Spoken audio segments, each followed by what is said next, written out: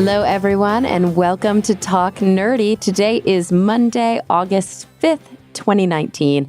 I'm the host of the show, Cara Santa Maria.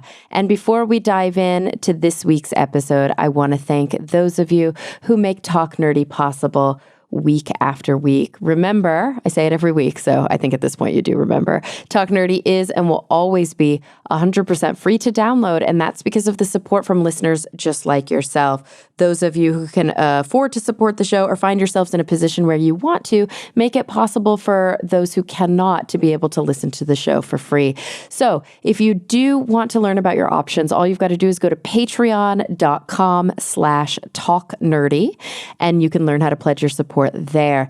This week's top patrons include Phil T-Bear, The Zombie Drummer, David J. E. Smith, Brian Holden, and Jeffrey Sewell. Remember, you can also visit talknerdymerch.com, merch as in merchandise, and you can find some fun Talk Nerdy swag to show off your support of the show. All the proceeds, of course, go directly to the work that we do here, to helping to pay the editors, to helping to pay my incredible assistant, Noelle, and to support any sort of infrastructure changes. Infrastructure, that's a weird way to put it, like microphones. So thank you guys again so much for coming back and listening every week. This week we've got a good one. I say that every week, but it's always true. That's a beautiful song I just wrote there. This week we're going to be chatting with Dr. Michael Ruse about his brand new book, A Meaning to Life. So he's a professor of philosophy and director of the program in the history of philosophy of science at Florida State University. He's written or edited more than 50 books. That's amazing. But this newest one, A Meaning to Life, is a really fascinating take on existentialism, Darwinianism, evolutionary biology, and sort of a philosophy that takes all of these things into consideration. It was a fascinating and really, really fun chat, and I'm super excited to share it with you right now. So without any further ado, here he is, Dr. Michael Ruse. Well, Michael, thank you so much for joining me today. Well, thank you for having me. Absolutely. So I am excited to talk with you about your newest book, A Meaning to Life. And this, of course, is an interesting kind of culmination of some existential philosophy, but also some interesting kind of evolutionary biology all mixed together. And I'm not sure if you know this, being a philosopher yourself, but I am currently training for my PhD in clinical psychology, but my orientation is existential psychotherapy. Oh my God. What the hell is that? So it's basically using some of these existential... Cara, it would make more sense if I interviewed you. No. But I'm so fascinated by the topics in your book because they're just becoming more and more relevant to me recently. So, oftentimes on the show, we talk about all manner of science. My background is neuroscience and currently psychology. But of course, existential psychology is informed by existential philosophy. And that's basically the kind of foundation of this book. So I guess the first thing I should ask you is, being a professor of philosophy, do you identify as an existentialist? Have you always been interested in existentialism? Yes, I have. I mean, when I was an undergraduate, I read Sartre. I can't honestly say that I've spent a lot of time working with existentialism. I'm much more of a historian of ideas, but that sort of thing. But, Cara, why don't I just give you some background to tell you why at 79 I've got to where I am? Is that okay? I would love that. Okay, well, let's start then at the beginning. I was born in 1940 in England. Of course, for us, that was the beginning of the war. The Americans didn't join until the next year. And my father was a conscientious objector. To be honest, I think that this was Oedipal more than philosophical, if you know what I mean. His family were professional soldiers, and his own father had been very badly gassed on the Somme.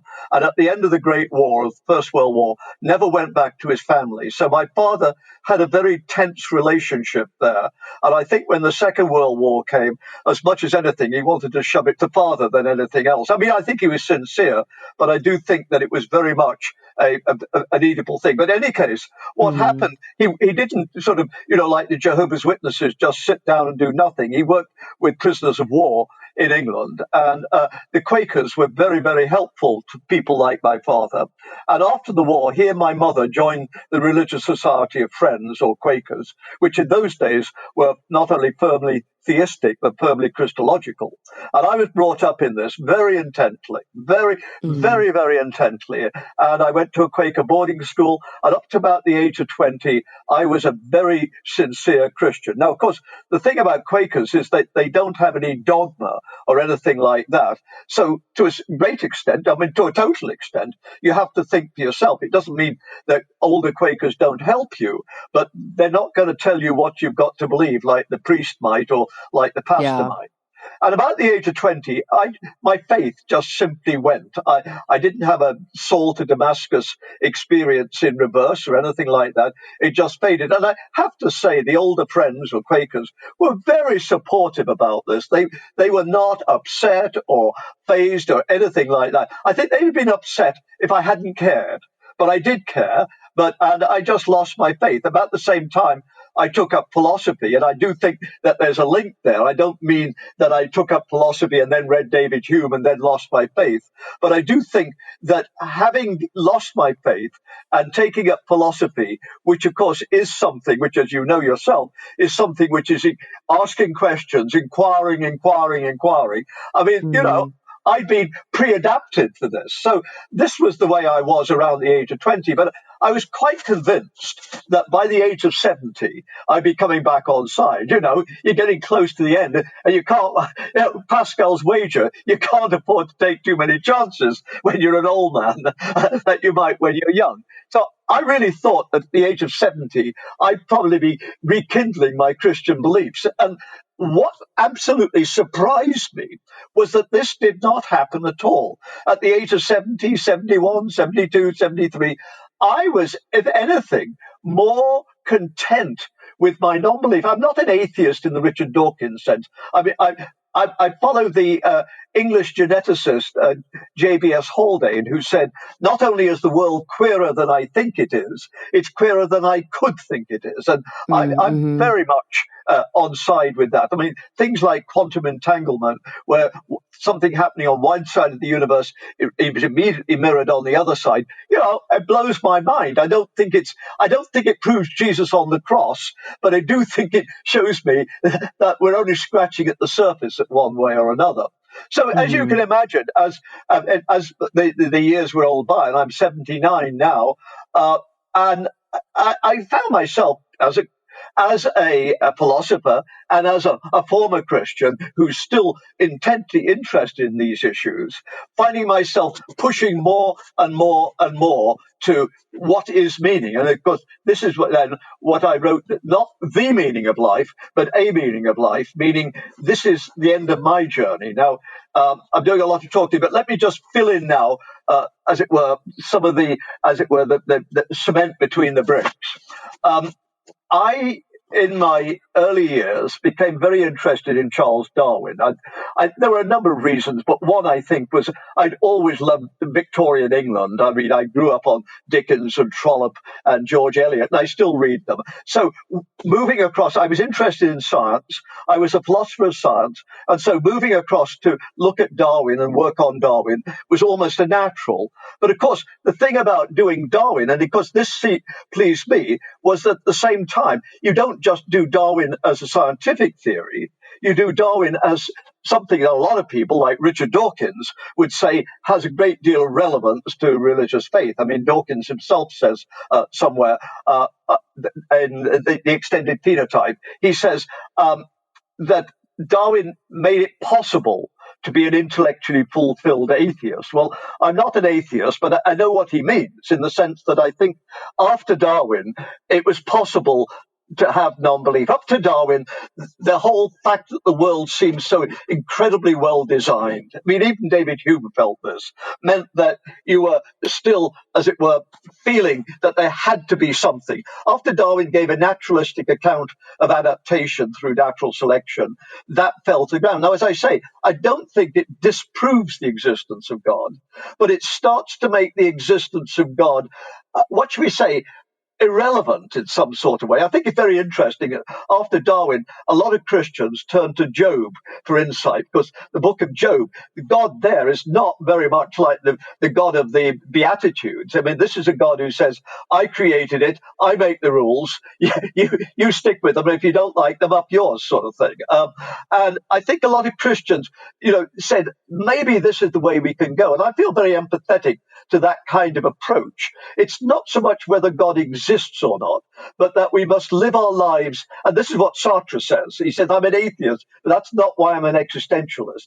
I'm an existentialist because I have freedom and I have to make, as it were, what I am myself. He said that no human nature. Well, I think he's exaggerating on that. I mean, certainly Sartre thought there was human nature, namely sitting on the left bank of the Seine, smoking cigarettes, drinking wine, always sleeping with somebody else's wife, and talking in an intense, an irritatingly brilliant Cartesian manner. But as a Darwinian, then I said, well, what is the human nature? What is human nature? And of course, we've all known a lot of this stuff about social Darwinism, science red in tooth and claw, and Darwin led straight to Hitler. Well, that's just BS. I mean, apart from anything else, Hitler never read Darwin.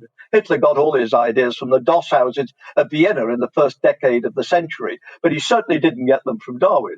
And if you read Darwin, and if you read Darwinians up to today, people like Edward O. Wilson, for instance, what they say is, no, the thing about humans is not only that we've got big brains, but why do we have big brains? Because we're social animals, because we're not particularly fast, we're not particularly agile, we certainly don't have weapons of attack or anything like that. But by God, we're really good at getting on with each other and working with each other, just like you and I are doing right now. I mean, we've never met, we're doing it across a continent, and yet immediately you and I could make a couple of jokes at the beginning, and we're comfortable with another human being. And I think that's so. For me, then, very much being a human is being somebody who relates to others, who works with others. And so for me, my Darwinian existentialism then is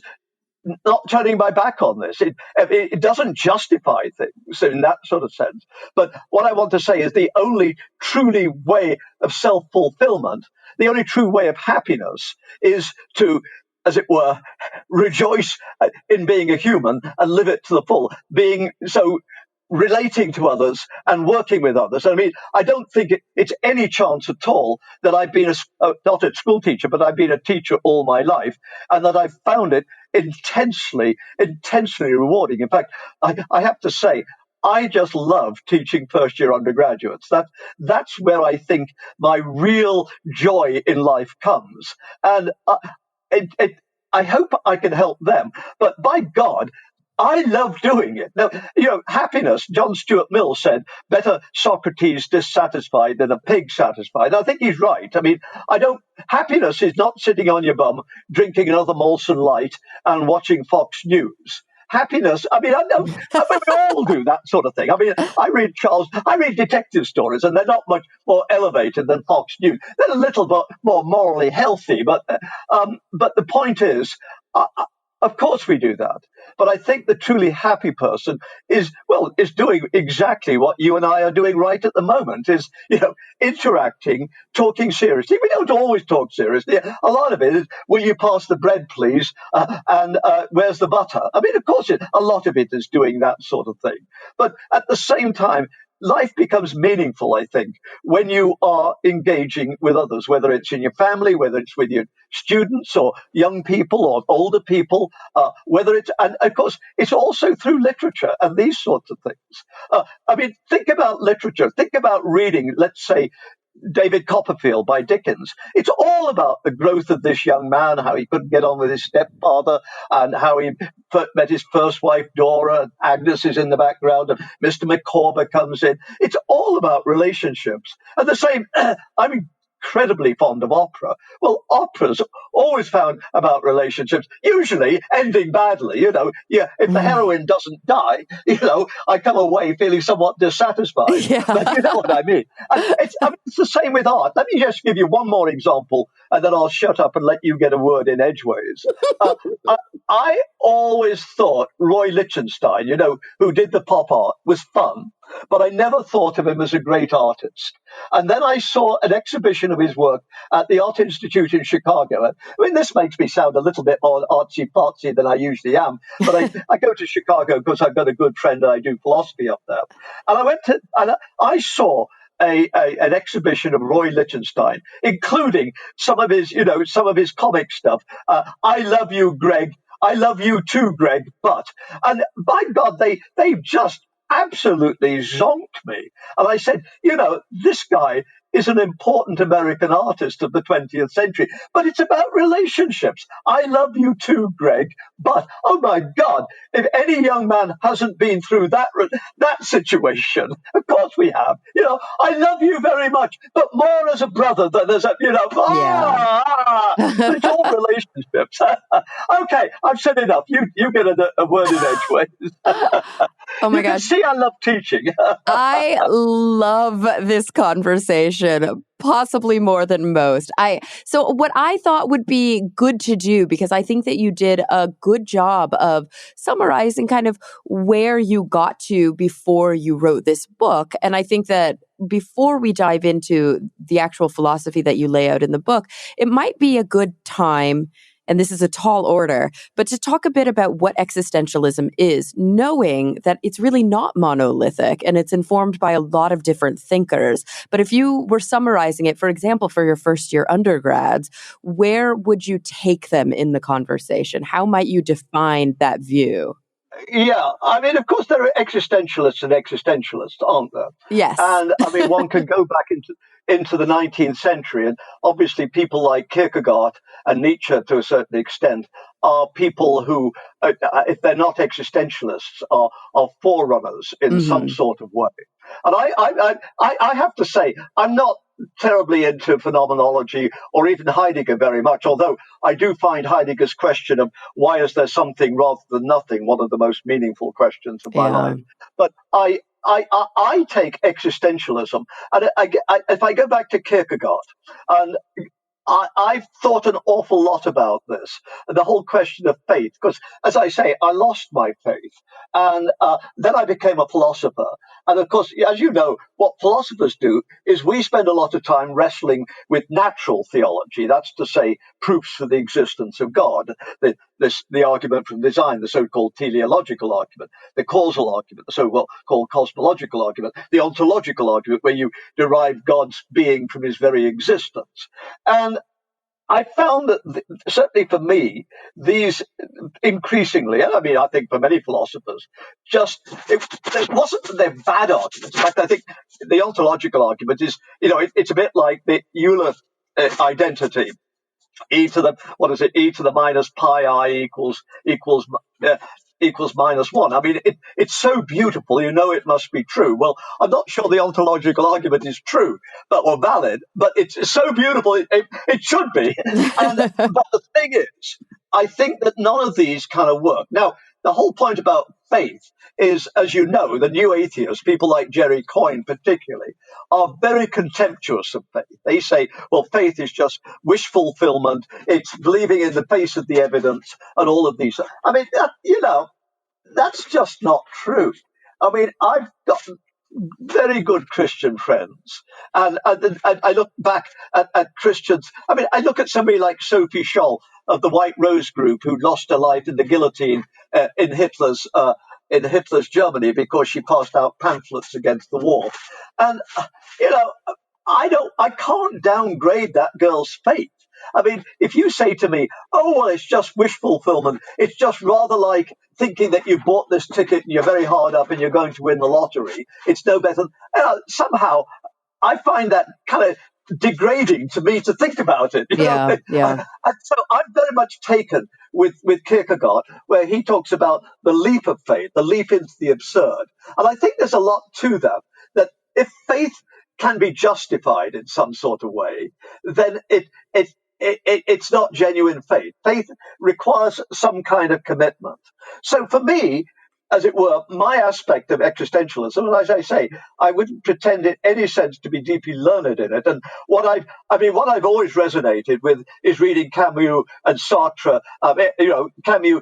I love literature, so for me, reading Sartre, the Plague, say by Camus. Is more meaningful at a certain level than by reading a heavy duty tome. That tells you the kind of philosopher I am. And I found reading people like Sartre, reading people like, particularly Camus. I went through a very intense period of reading Camus when I was younger. I did it. I don't mean that I don't think it's relevant now. I mean, I read D.H. Lawrence when I was younger. And frankly, I don't need any more D.H. Lawrence in my life.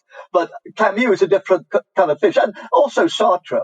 And I found that it was this question of you having to make these decisions for yourself, this absolute importance that no one can answer for you. It's you who has to make these decisions.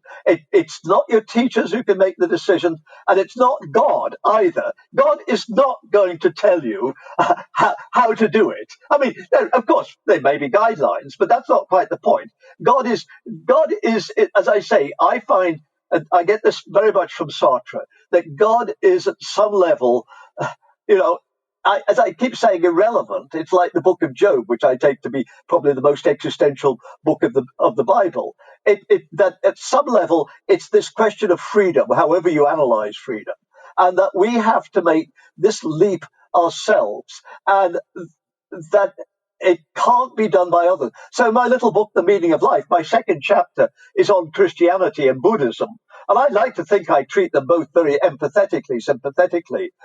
But at the end, I say, sorry, friends, I can't buy into this. That it doesn't give me it doesn't give me answers. And then I look in my third chapter. I look at the work of people like Edward O. Wilson, for instance, who I think tries to make a religion out of his science. I think that somebody like Wilson really believes that the way we've evolved is the way that that this is a good thing. That somehow there's value in nature, and that we can extract value at some level from nature itself, and that gives you guidance. Now, my position is no, nature is not going to guide you any more than God or theology is going to guide you.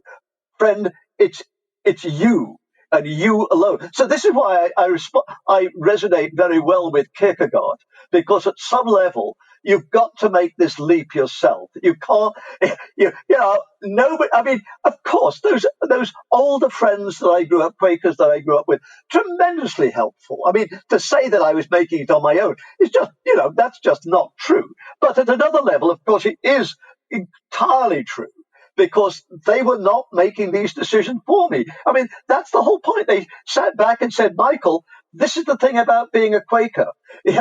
We don't give you answers. We can give you guides. And there's a thing that I grew up with called advices and queries, which gave you guidance about how you might live your life. And of course, as you can imagine, after the Second World War, huge amounts of discussion about pacifism, particularly since the Second World War rather than the First World War had been, put it in quotes, a good war, in the sense that it was obvious that Hitler had to be countered. I mean, so in that sense, so being a pacifist in those was not obvious. So of course, I got a huge amount of guidance. But at the end, they said to me, Michael, it's your decision. And if a war were to come, Are you going to be like a Jehovah's Witness and absolutely down tools and refuse to do anything? Are you going to be like a lot of Quakers and join the Friends Ambulance unit and maybe go out to France as they did and put your own life at risk? Are you going to join up? If you do join up, are you going to look for a non-combatant position in some way? Are you going to ask to be, transferred to the medical corps or something like that? But ultimately, it's your decision. And I mean, obviously, they're not going to say to me, it's a good decision if I decide to become one of the SS under Heinrich Himmler. But they're going to say, if you decide you have to join up and go and fight Hitler, we won't join you. We could not do that ourselves, but we can certainly respect you. And it's interesting, my father always said that after the war, he never, ever, ever ran into, oh, you were a conchi in the war. That, it was amazing how people, I mean, he worked with prisoners of war, so it wasn't, he didn't do nothing. But it was amazing, he said, the extent to which people were able to accept that kind of way of thinking. And so, as I say, particularly the Quakers I grew up with gave me a lot of guidance, but ultimately it was freedom. And as I say, I think then that there are questions, and I mean, this is where I go to Heidegger, in his, what is metaphysics? He said, he calls it the fundamental question of philosophy. Why is there something rather than nothing? And, it's a religious question, because the religious person would say because a good God, a necessary being, created it all. I don't have that.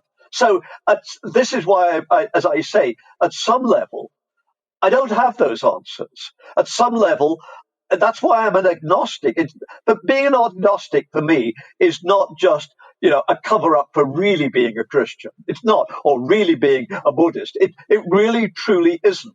But at some level, I'm on my own. I was on my own as a kid, and I'm on my own at the moment. Yet, I mean, the ridiculous thing is, I'm not somebody who, like I'm confined, solitary confinement for 23 hours of the day and going crazy because I don't have any human contact. I don't think, I'm 79 years old. I don't think I'm having a fuller, not on my own life, than I've ever had before. So at one level, yeah, existentially, I'm on my own, but the existentialist doesn't sit on his bum and weep. Sartre did not do that. Camus did not do that. In fact, Camus played football, didn't he, for Algeria? But that's the whole point. That somehow, you've got to create it. It doesn't mean to say you can do it. It doesn't mean that anything goes. We're not arguing. It may be subjective, but it's not relative. In the sense that there are certain things I know that would be contrary to my nature to do. If you want to play tennis rather than soccer, I'm not saying, oh no, soccer is a much more enlightened sort of thing than tennis. I'm not saying that at all. But I am saying that to be a fully developed human is to have a particular nature, which I think we ought to fill. It doesn't mean that there aren't going to be variation. This is my job as a philosopher, to try to tease these things apart, and also, even more importantly, to give my students tools so they can try to tease these things apart. Because ultimately, as an existentialist, I'm not going to tell you what you should do. Yeah. I think that there's this kind of central component to existentialism, at least that I often find very salient, which, you mentioned Kierkegaard and you mentioned Camus, who both, I think, really pushed this idea of the question of death and the ultimate kind of given, which is that just like we must live our own lives. And that doesn't mean, as you said, not interacting with one another. In fact, human connection, human interaction is in many ways how we reflect upon who we are. It's how we define ourselves. But ultimately, nobody can live your life for you and nobody can die your death for you. Well, this is the exact... Cara, we were talking just at the beginning about how you'd been immersed in existential psychotherapy.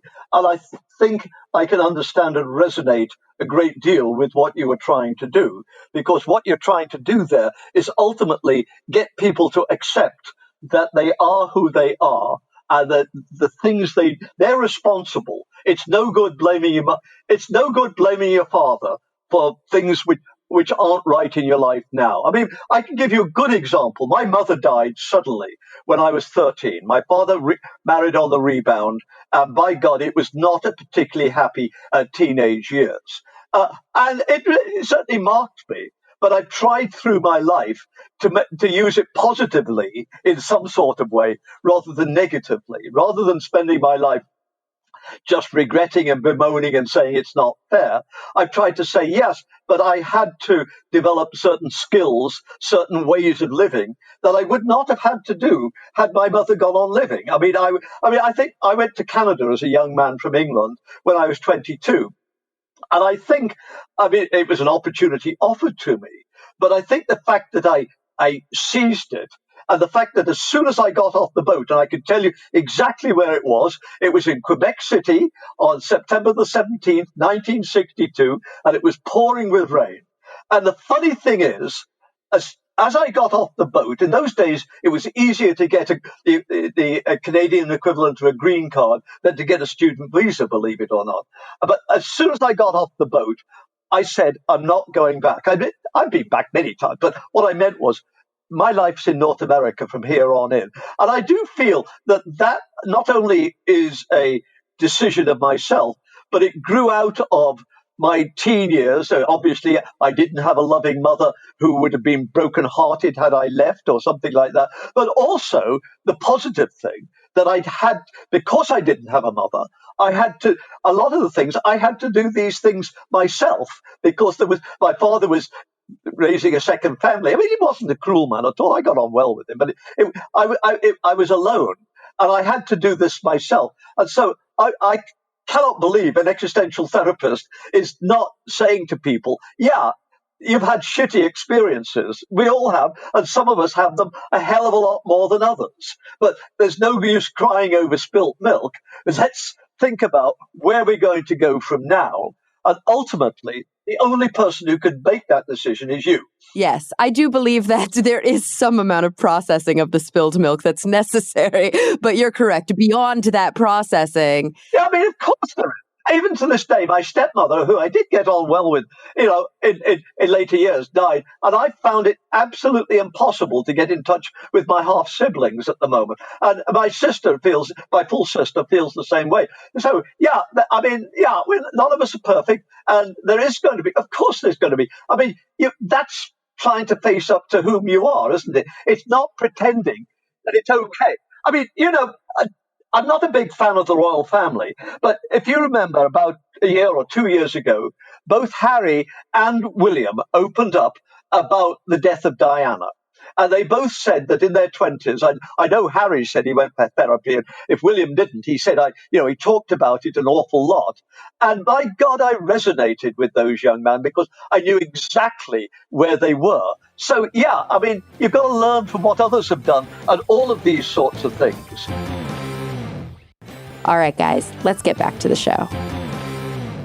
Absolutely. I mean, I truly believe that we aren't culpable for the things that happen to us as children, but we are living now, and understanding our past can be really informative of our future. But ultimately, as you mentioned, nobody can live your life for you. And again, like I'm looking at a really beautiful book that I was using when I was writing my qualification evaluations by Keith Heller called The Existential Approach to Psychotherapy. And there was a passage that I highlighted. And this one, I think, is an important passage which opens up to a new conversation that I'd like to have with you. So I'm just going to read it really quickly.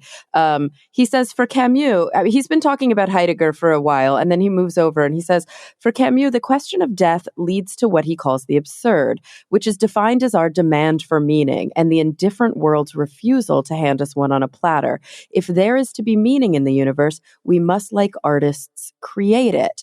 And of course, when I look at the modern existential psychologists who have informed my work, a lot of people are quite informed by Viktor Frankl, and a lot of people are quite informed by Erwin Yalom, and they have two opposing, yet in some ways harmonious views of meaning making in the world. And of course, this lends us back to the book that you wrote.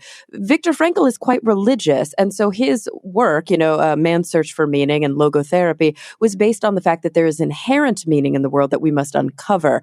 Erwin Yalom, who I resonate with more as an atheist, he believes that, of course, like Camus, it's absurd to ask because the universe doesn't care, so we must create it like artists. And I'm wondering where in that kind of continuum you find yourself. Well, it's very interesting you should say that, because, in fact, I quote Camus at the beginning of my book, a Camus on the question of the absurd. And you see, as a non-believer, I have to say that, yeah, I understand so well what Camus is saying. I don't have Christian or Buddhist or whatever it is faith. I don't, like Ed Wilson, find meaning in the world. I mean, I'm a Humean, the Isork distinction. Yeah, I'm absolutely 100% with Camus on this, that there's no meaning with a capital M in that sort of way. And so, yeah, what the hell are we doing here? We're born, we live, we grow up, we have children, we get old, and then we die. And we put a hell of a lot, some of us put a hell of a lot of effort into it. And some of us, like Mozart or Beethoven, are creative and give a lot to others. But at the end, you're dead. And what does Bertrand Russell say? When I die, I rot. Well, I don't know if that's true, but that's the background against which I work, that there was nothing before me and there'll be nothing after me. So at that level, I see life as absurd. I mean, I'm an agnostic, so I'm not saying that that's an absolute. I mean, I think the world is stranger than we could think it is, or queerer than we could think it is. But that is not, as I say, a way of slipping in Christian beliefs. So life is absurd. But then, as you say, I flip to the other side, maybe what I find in Sartre, and I find in Kierkegaard and others, that does not mean you sit down and, like that A. Milne story of the sailor who was rescued, who was shipwrecked. He had so many things to do, he didn't do any of them, and he sat on his bottom until he was rescued. Because there's going to be no rescue, no big R rescue. St. Peter is not going to turn up and rescue you. So don't expect that. So the question is, what do you do while you're here?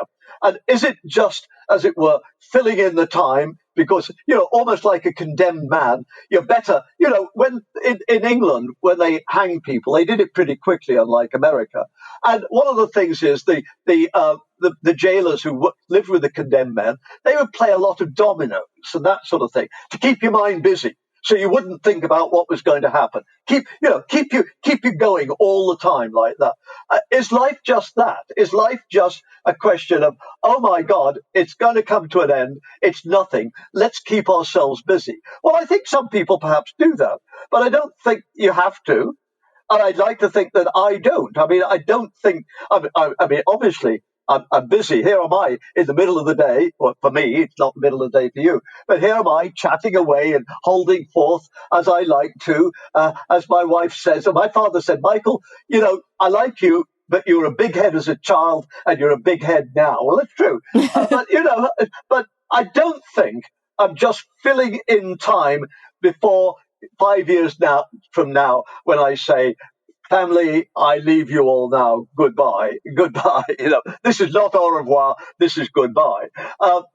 I'd like to think it's not that. I'd like to think that in some sense one can create a genuine meaning in life for oneself. Now, a lot of my Christian friends, and I read people like John Cottingham, would say, but that's not meaning. Meaning has to have, an eschatological component to it. It has to be bigger than you. Well, I want to say perhaps it would be nice if it were that way. I'm not sure. I always think of God as a bit like my headmaster. And I like to say, having had one headmaster in this world, I'm damned if I want another one in the next. But I can see that. But I'm saying to people, I don't think that's on offer.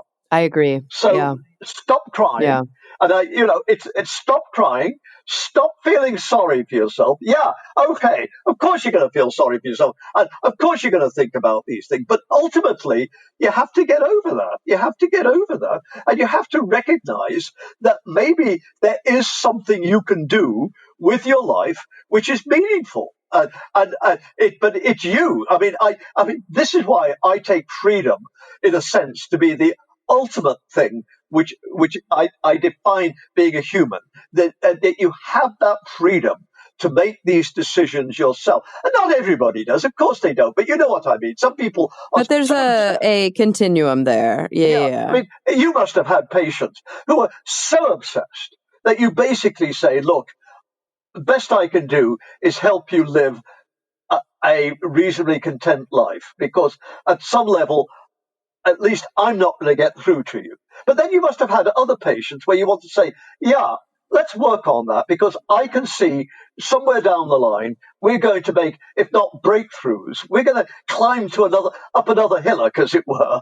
And I feel very strongly about that. I feel this whole wrestling with my mother's death certainly through my 20s and third, that was a tremendous thing, but it was a question of getting over it at some level. Not over it, not in the sense of forgetting it, but trying to make it a source of strength rather than just something to feel sorry for yourself about. It's funny. Your book, A Meaning to Life, the top line here is meaning, but we've been talking also quite a bit about freedom. One of the things that may interest you, and you quite possibly already know this because, of course, you're well versed in existential philosophy, but from the existential psychotherapy standpoint, which is, of course, founded on existential philosophy, at least as far as Yalom is concerned, there are 4 givens to existence, and these underlie the things that anybody who seeks therapy, who is experiencing suffering and seeks out help with their suffering, that there's these 4 things that they grapple with, and that is meaninglessness, freedom versus responsibility, death, and loneliness. Isn't that interesting, loneliness? Because I came in to this discussion very quickly talking about us as social beings. So, in some sort of way, as a Darwinian, I've got to the same point as an existentialist would, as an existentialist. I've come at it as a naturalist, if you like, and somehow, goodness, isn't this fascinating? Loneliness, well, yeah, loneliness means not having friends. Aristotle talks about this. He says even rich men, especially rich men, have to have friends because, human beings have to have friends. And we can't exist without friends at some sort of level. It's terribly important. I think one of the existential tragedies of Donald Trump, it's hard to talk about him as tragic, but you know what I mean, is I don't think he has friends. I think he's always using people or he's looking for consolation. I don't think Donald Trump has the ability to reach out to people and say, no, let me serve you. Let me see what I can do for you. It's always, what can you do for me? I'm not being nasty now. I'm talking about the kind of man he is. Oh, I think he might be a very lonely man for that reason. Yeah, if I compare him, say, to Obama or some of the others, I think, I wasn't a big enthusiast about George, either of the Bushes at one level, but it was clear that both of these men had important family lives and also had friendship. And, one sees this, and one certainly saw it in Obama. One sees that in his family life, for instance, he was serving, but he was dependent on them, but as it were, he was trying to give to them as well. Whereas I just don't get that feeling about Donald Trump. At some level, I take him to be a deeply tragic human being. His tragedy is also bad for us, but that's not what I'm talking about. What I'm talking about is the kind of man that he is. And I can't imagine anybody wants to say truly that Donald Trump is what I would call a fulfilled, happy man. Whereas I would say that of Obama. So loneliness and sociality, those come together. What else were we talking? What are the other 3? So we were talking about loneliness. We were talking about fear of death. which is, an well, I mean, ultimate we brought given. that one up, haven't we? We have. We've been talking about that all the time. I mean, the absurd, the fear of death. I'm coming to the end. Oh my God! I mean, and I think I better believe in God now because I made that joke at the beginning. I'm 70. I better start getting on side with God because the Grim Reaper's coming. And as I say, I don't particularly want to die, but I do find very interestingly, I'm a hell of a lot less afraid of death now than I was when I was 20. Well, obviously, because at one level, I've had 60 more years of what I would call very fulfilling life. So, in a way, I don't want to be greedy about this. I've had my share. And at some level, I started to feel either as an existentialist or as a Darwinian, I'm starting to see life as a whole, that we grow, we live, and then we do die. It's like the seasons: spring, summer, fall, and then winter comes. Except I don't believe, like a Buddhist, that spring's going to come again. Yeah. But I do think that fear of death is something that we all live with, and if we don't, we should. I mean, anybody, the chap who wins the Victoria Cross or the Medal of Honor, who doesn't fear anything. Well, I'm not sure they're the person I admire. The person I admire is the guy who, is in the trenches, absolutely shit scared, and then sees a colleague or something like that out in no man's land, caught or something, and goes out and rescues them. That I take to be real bravery, because they are frightened of death, and they are, as it were, giving death the finger. Yeah. And, this is something I feel very strongly about, when I've been to a great opera, like, let's say, I love Così fan tutte, for instance. I love Lucia di Lammermoor. I love Rigoletto. When I've been to a great opera like one of these, at the end of it, I say, God, I don't care whether you exist or not. We won. We won. Any being or set of beings which can create something so transcendently beautiful, we've found meaning ourselves. And it may be absurd in some existential sense, but it's just ridiculous to say that life is absurd. I went to a performance of Lucia di Lammermoor a couple of years ago at Santa Fe, and they've got an opera house where there's no sides to the opera house. There's a ceiling, and you can see the mountains in the distance. And as the sun goes down, and this performance, I have never, ever been quite so uplifted in my whole life as I was at that experience. It was it was so good. And I came out and said, it's not a question of being afraid of death. Death doesn't matter.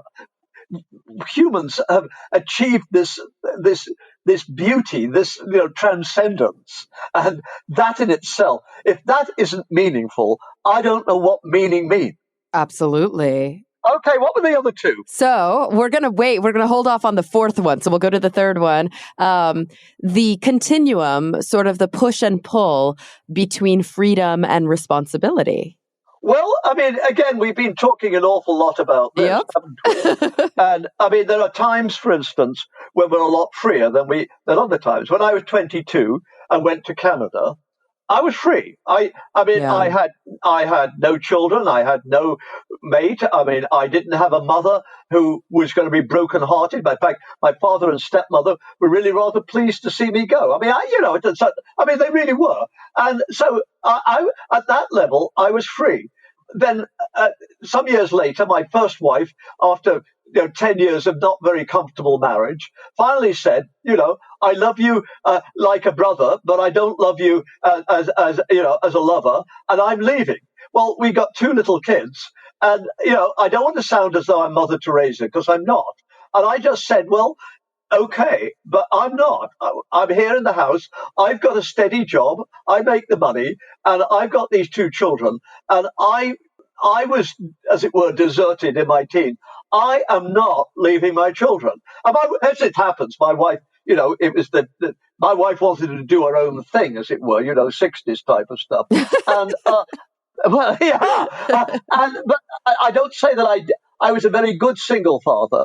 But I mean, responsibility is overwhelming, isn't it? I mean, we are responsible. We do have responsibility.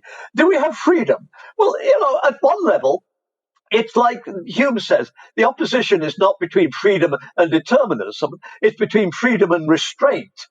But I think responsibility does not mean restraint. I think being responsible is not giving up your freedom. It means, obviously, there are certain things you cannot do if you are going to be responsible. But aren't you free in some sense that you're making this choice? Absolutely. You're making this choice rather than saying, oh, no, you're the woman, you've got to take these kids. I'm off to Toronto, and I'll give you child support, but you want to break up. Well, it's your business, not mine. So there's freedom there, but it's meshed with.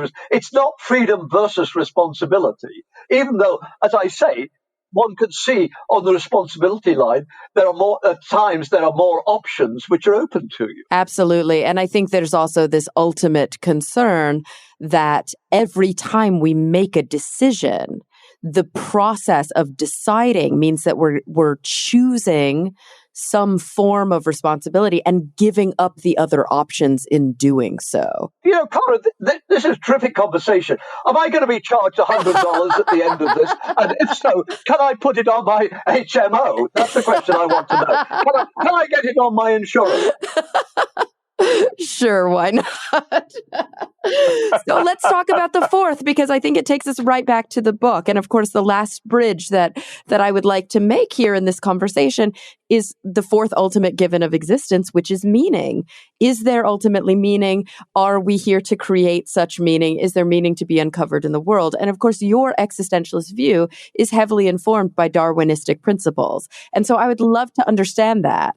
Right. It's heavily informed by Darwinistic principles, but it's also heavily informed by philosophical understanding. And as I said, I quote Camus at the beginning of the book. And in a way, Camus is the background. I mean, really and truly, as I think about the book now, in a way, Camus is my, I hardly call it foundation, but Camus is my starting point. And of course, what I do in the first chapter of the book is show why we've got to Camus' point. In other words, why I think it's absurd. In the Middle Ages, everybody was part of in Europe was part of the Christian position, and everybody felt secure and had their place and all of these sorts of things. Mm-hmm. Nobody thought that life was absurd. They often thought that life was difficult. They thought that life was unfair, but life was not absurd, not in that sense. And so I do feel that Camus is right, that if you're looking, earlier in this conversation, I called it meaning with a capital M. I think you're going to be out of luck. I mean, I really think that it's not, science didn't do it, but a lot of things did it. I mean, for instance, biblical criticism showing that, the books of Genesis and these things were not actually dictated by Moses, and had a scribe write them down. They come from different hands wrote them and all of these sorts of things. So I think a lot of things led to, let me put it, the non-dominance of the Christian perspective. But obviously science had a lot to do with it. I mean, that the whole notion of Genesis and that sort of thing and original sin just doesn't hold water if you don't believe in Adam and Eve. And if you're a Darwinian, you don't believe in Adam and Eve. And so, obviously science had a major role there. But I do think that it shows that we're at that Camus point, that ultimately life is absurd. Now, the question is, what do we say in respect to that? Or what do we say against that? As I say, the Christian would say, well, it's absurd if you just stop there. But if you're prepared to, make leaps of faith, and I think you've got to understand that faith is all important. I mean, it's all important. I mean, we all think of Aquinas as a natural theologian, but Aquinas is absolutely categorical that faith trumps reason all the time, all the time. And so at some level, the Christian wants to say, make that existential leap. Well, I just can't. I just Yeah. can't. I mean, if you like, I've tried, but I feel I'm a phony if I do that. I really am a phony. I'm doing the right thing for the wrong reason. As T.S. Eliot says in the Murder of the Cathedral, the last temptation is the greatest treason, to do the right thing for the wrong reason. If I had faith, I'd be doing it for the wrong reason, at least as I stand now. Inauthentic and ultimately kind of anti-existential. Right. So then the question is, can I find meaning somewhere else? And as I say, I think there's a group of people. I think Julian Huxley was certainly somebody, I mean, very clearly, somebody like this. And Edward L. Wilson is another. And it's interesting that Wilson owes a lot to Huxley. I mean, Huxley wrote this big book, Evolution, the Modern Synthesis, and Ed wrote the book, Sociobiology, the New Synthesis. And I asked him once about the title, and he said, "Oh, Mike," he called me Mike. He said, "Oh, Mike, no, what I'm trying to do is for social biology or sociobiology, what Huxley did for evolution generally." He said, "You should see Ed does not think he's a footnote to anybody. He's been at Harvard all his life.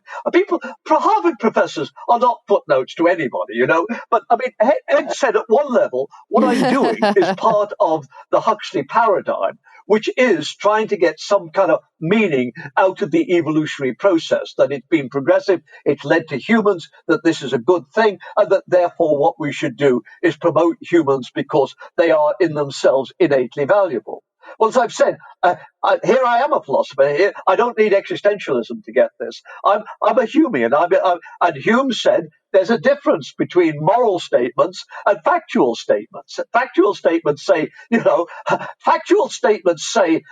what should we say? That carbon monoxide or using cars is leading to global warming. Moral statements tell us global warming, we ought to do something to prevent global warming. I mean, so there's a difference. So for me, I can't get meaning out of the world just like that.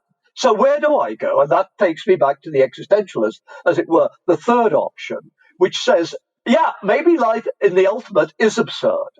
Perhaps it is. But let's not worry ourselves too much about that, folks.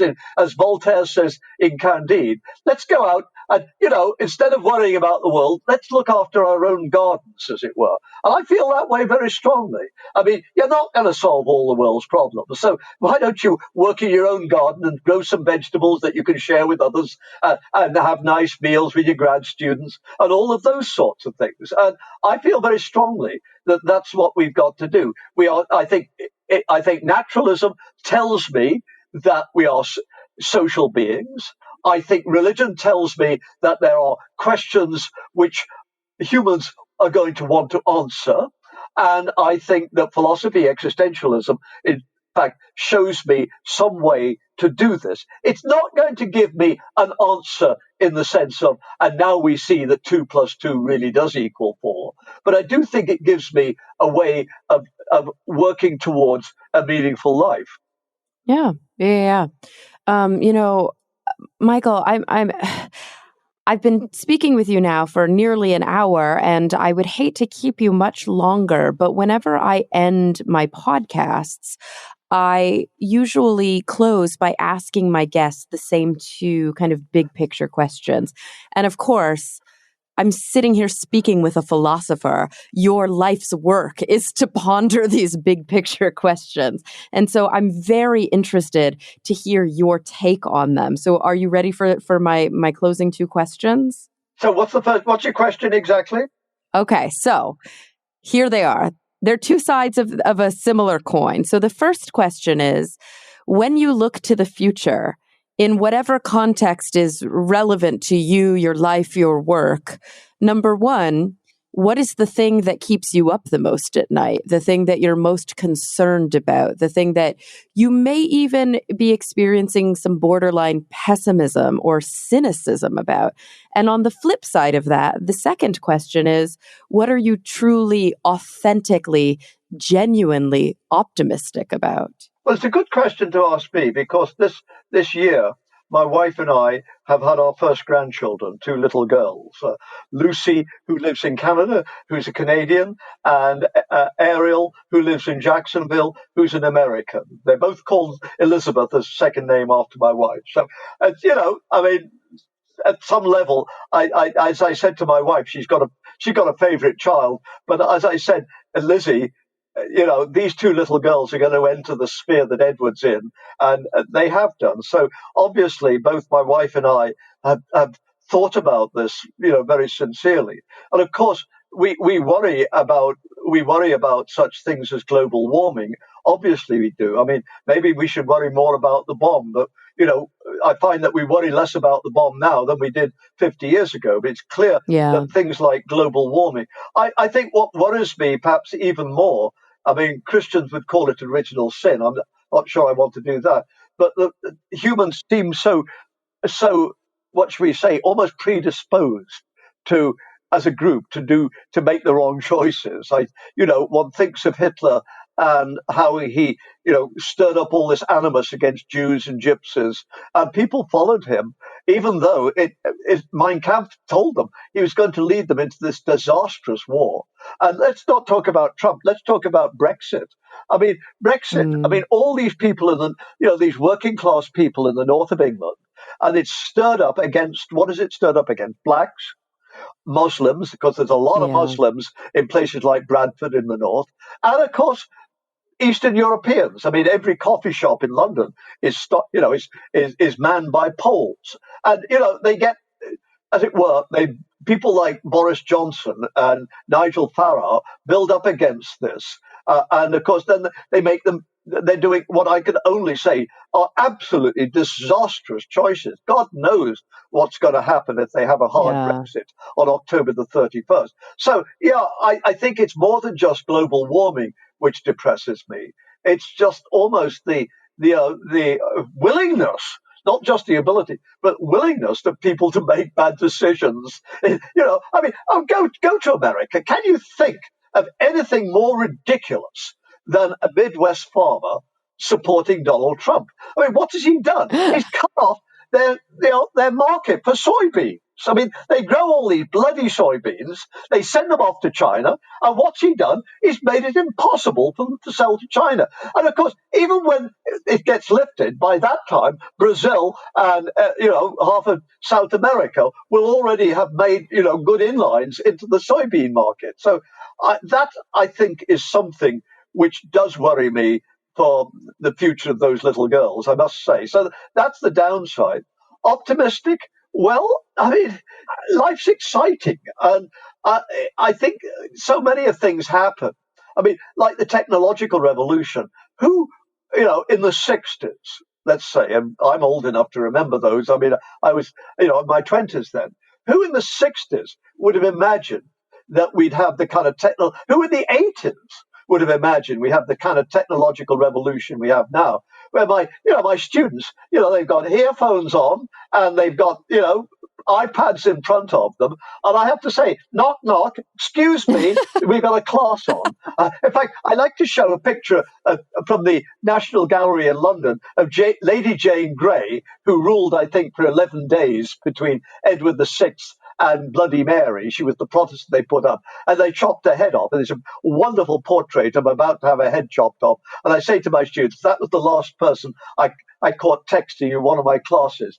Stern but effective. Professor, you're so funny. Ha, ha, ha, ha.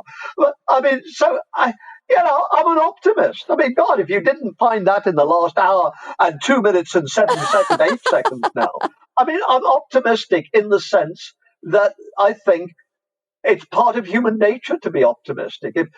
You know this Yes. as a psychotherapist, that if everybody's gloomy, we're going to get sod all done. Nothing is going to get done if all you do is lie in bed and feel sorry for yourself. You've got to say, look on the bright side. Think about the positive things you've got going for you. Think about what you might be able to do, and work at it that way. I can see my wife in the distance, and she's making grimaces at me because I'm talking too much. But we must bring this to an end very shortly. But seriously, I mean, isn't that what? I mean, that I think is what drives us. I mean, I could well imagine some gloomy existentialist, some gloomy Calvinist saying, "Oh, you're like the turkey who's been fed every day by the farmer, and now December 24th comes around, and instead of the farmer bringing in food, he's bringing this axe. I wonder why he's bringing an axe." Well, maybe we are in that situation, but it's pretty damn good fun being a turkey through the summer. Oh, Michael, this has been such a fascinating, such a fun, and I think such a challenging conversation. I really hope that the listeners who are tuning in right now to experience it are being challenged themselves. And I hope that it's going to spark many more conversations amongst them and their loved ones and their friends as well. Everybody, the book is A Meaning to Life by Michael Ruse. And thank you so much. This has been such an informative chat. If anybody wants to continue to follow your work, to check out your newest book, but to also see many of the books that you've written previously, where can they go to learn more about you and your work? Well, Wikipedia, I'm on Wikipedia. And of course, the other place you go to is Amazon. Don't we all go to Amazon and type in Michael Ruse? And, you will be overwhelmed when you find out what I've done. But, it's never, ever been a burden. It's just, I love writing books. It's been terrific fun doing these things. And, that's all I can say is I'm a incredibly lucky guy. Oh, well, I'm lucky for having had this chat with you. Thank you so much for taking the time with us today. And everybody listening, thank you for coming back week after week. I'm really looking forward to the next time we all get together to talk nerdy.